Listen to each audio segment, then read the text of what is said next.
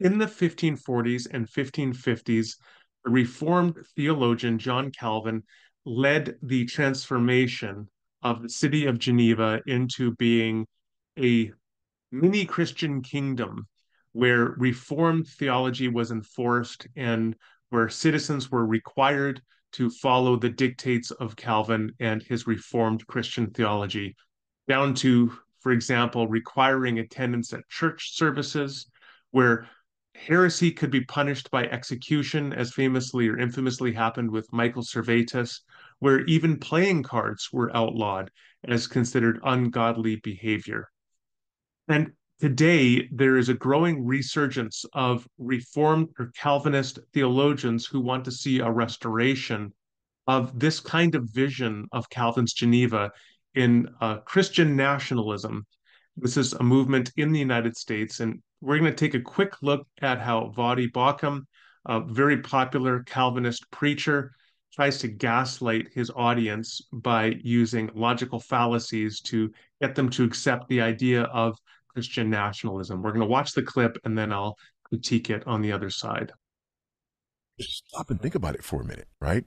Okay, if you don't want Christian nationalism, what other kind of nationalism do you want, Yeah. right? Do you want, secular nationalism, Muslim nationalism, and or if it's not the Christianity that's the problem, is it the nationalism that's the problem? If we don't want nationalism, what do we want? Do we want globalism? No, thank you, please. Right. So With China in charge. yeah, exactly. So yeah, it does sound like a bunch of Right. scary Christian nationalism, Yeah. and so what? You're right.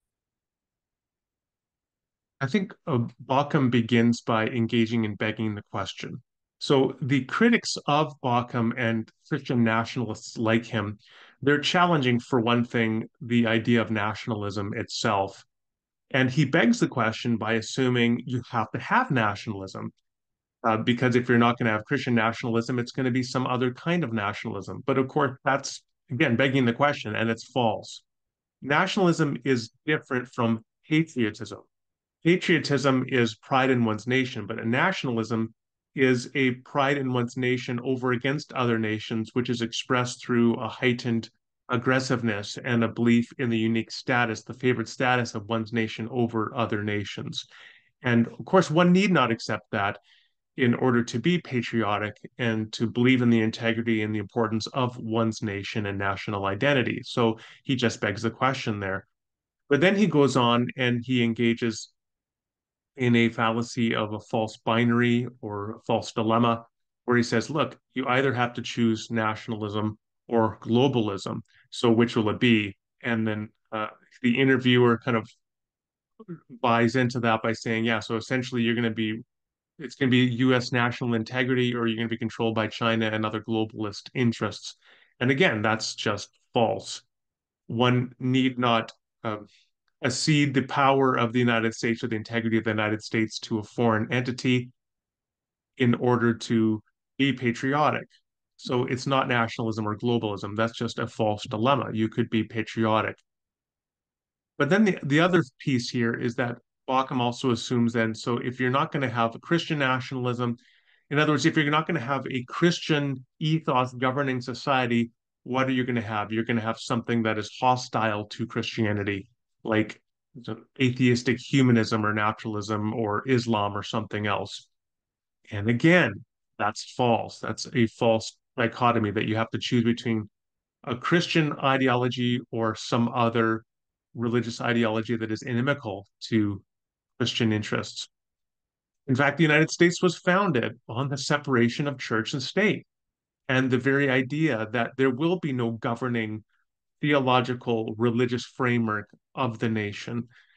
And the whole idea there behind that concept is that there is a naked public square in which people can enter into, whether they are Christians or Muslims or secular humanists or anything else.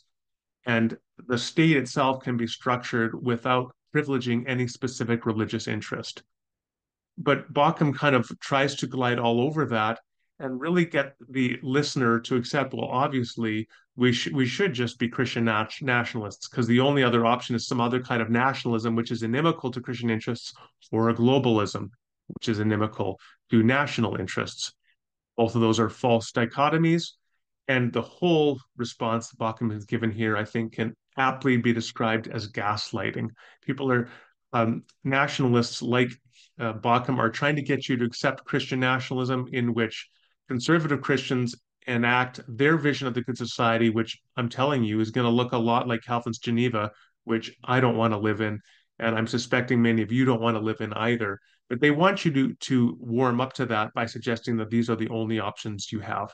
You're either living in a state like Calvin's Geneva, or you've got something that is a secular humanist utopia or a globalist interest. And of course, that's all false.